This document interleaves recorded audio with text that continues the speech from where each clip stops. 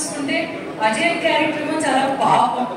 ఈ అజయ్ క్యారెక్టర్ అన్నమాట నా కొడుకు, ఓకేనా? కానీ ఇదే మన టొవినో చేసిన ఇంకొక క్యారెక్టర్ మా నాన్న, అలాగే ఇంకొక టొవినో మా తాత. సో కథ చూడండి అట్లా వస్తుంది అనమాట. నేను మా నాన్నని ఎంతో ఇష్టపడి నా కళ్ళ ముందే కొన్ని విషయాలు జరుగుతాయి చిన్నపిల్లగా ఉన్నప్పుడు. అందువల్ల ఈ మదర్ క్యారెక్టర్ ఎట్లాగా తయారవుతుంది, తన క్యారెక్టర్ ఎలాగా వీటినన్నిటినీ సహించుకుంటూ తన కొడుకుని ఎలా పెంచింది, తన కొడుకు ఎలా ఉండాలి అనుకుంటూ ఈ అజయ్ని పెంచుతున్నాను అనమాట. సో అజయ్ పాపం యాక్చువల్గా ఈ 3 క్యారెక్టర్లు.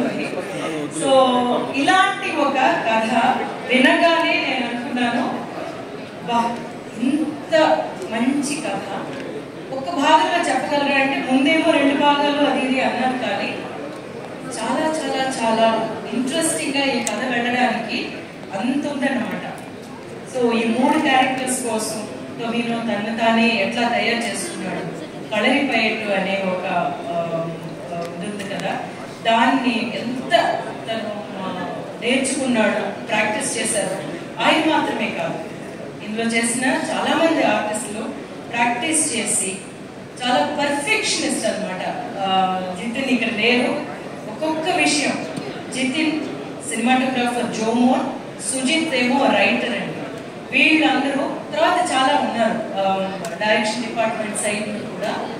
ఒక ఇంత పెద్ద కథ అనుకుంటున్నాం కదా, కానీ చాలా ఈజీగా చేసేసినట్టు చేశారు. అలా చేయడానికి కారణం ఏంటంటే వాళ్ళు చేసిన హోంవర్క్ అనమాట. అక్కడ ఏ కన్ఫ్యూజన్ లేదు. షూటింగ్కి వెళ్ళామంటే మన భాగం మనం కరెక్ట్గా చేస్తే చాలు, వాళ్ళు చాలా క్లియర్గా ఉన్నారు అనేది. ఇక్కడ మీరు చూస్తున్న visuals, it is not even 0.1% అనమాట పిక్చర్లో ఉండే విజువల్స్.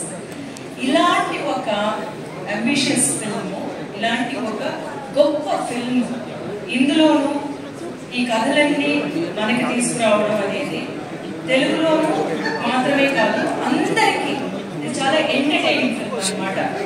అంత కామెడీ ఉంటుంది అందులోని. నాకు చాలా చాలా ఇష్టమైన క్యారెక్టర్ ఏంటంటే ఆ మణియన్ క్యారెక్టర్ అనమాట. ఎవరంటే మా నాన్నగారు. నాన్నగారు అంటే అందరికి ఇష్టం అన్నట్టు. చాలా చాలా ఎంటర్టైనింగ్ గా ఉంటుంది.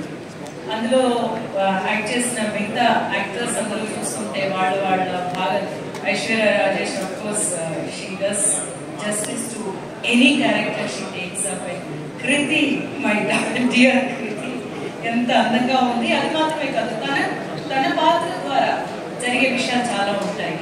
అలాగే హరీష్ గారి క్యారెక్టర్ ఏమో చాలా రఫ్ గా ఉంటారు, మిగతా పిక్చర్ లో అంటారు ఆయన, కానీ ఈ పిక్చర్ లో చాలా సాఫ్ట్ గా ఉంటారు అంటున్నారు. ఆయన ఎంత సాఫ్ట్, మామూలుగా చూసుకుంటుంటే ఎట్లా ఆయన సినిమాలో ఆయన చేత రఫ్ క్యారెక్టర్స్ చేస్తున్నారు అనిపిస్తుంది. వీటికి అన్నిటికంటేనంటే ఇది ఒక వర్క్ ఆఫ్ ఆర్ట్ అనే మనం చాలా గర్వంగా చెప్పుకోగలిగే ఒక ఫిల్మ్ అనమాట. It's a work of art. It's not just one movie, ఒక కమర్షియల్ ఫిల్మ్ అనేది కాదు. సో అందులోని ప్రతి దాన్ని తీర్చిదిద్ది మీ ముందుకు తీసుకొస్తున్నారు. 12th రిలీజ్ అవుతుంది. ముఖ్యంగానేమో 3Dలో కొన్ని పిక్చర్స్ మనం చిన్నప్పుడు చూస్తుంటాము. అంటే మా చిన్నప్పుడు మేము చూసిన పిక్చర్లు మీరు అందరూ పుట్టింటారు.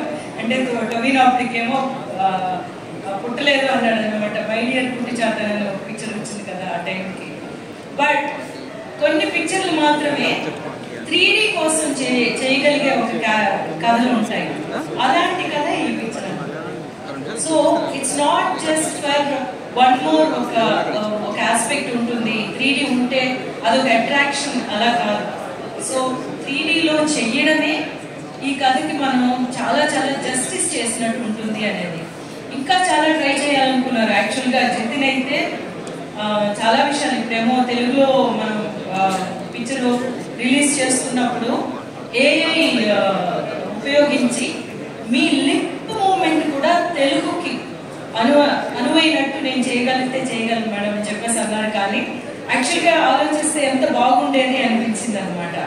సో అంటే మనకి ఒక మలయాళం పిక్చర్కి తెలుగు డబ్బింగ్ చేసినట్టు కాకుండా లిప్ మూవ్మెంట్ కూడా, అంటే మా వాయిస్ ముందు రికార్డ్ చేసేసి దానికి తగినట్టు లిప్ మూవ్మెంట్ ని సింక్ చేసి ఇవ్వడం చేద్దామని చెప్పి అనుకున్నారు. సో జితినేమో అట్లా ఆలోచించాము ఒక డైరెక్టర్. It's wonderful experience. ఎప్పుడు మలయాళం పిక్చర్కి నాకేమో బేస్ పడిందే యాజ్ అన్ యాక్టర్ ఏమో మలయాళమే అని ఎప్పుడు చెప్తూ ఉంటారు కదా. మలయాళం డైరెక్టర్స్ పిలిస్తే స్టోరీస్ ని విన్నప్పుడు వెంటనే నేను ఒప్పుకోవడానికి కారణం ఏంటంటే వాళ్ళ స్ట్రాంగ్ స్టోరీ టెల్లింగ్. సో ఆ స్ట్రాంగ్ స్టోరీ టెల్లింగ్ ఉన్న ఈ పిక్చర్, అందులోనే మీకు అందరికీ అప్పుడే ఇంతకుముందే ఈ పిక్చర్ లో రాకముందే నచ్చేసిన స్టార్స్ యాక్టర్స్ ఉన్నారు. అంతా ఇంత కష్టపడలేదు అనమాట మీనాక్షిగా ఈ పిక్చర్ కోసం. అండ్ అవన్నీ చాలా ఈజీగా చేసినట్టు చెప్తూ ఉంటారు కానీ but it will be a mile stone for his career యాక్చువల్గా చెప్పాలి. సో ఇట్లాంటి ఒక ఫిల్మ్ 12th రిలీజ్ అవుతుంది. మళ్ళీ మీ అందరి ముందుకి ఇట్లాంటి ఒక మంచి పిక్చర్తో రావడం అనేది నాకు చాలా సంతోషంగా ఉంది.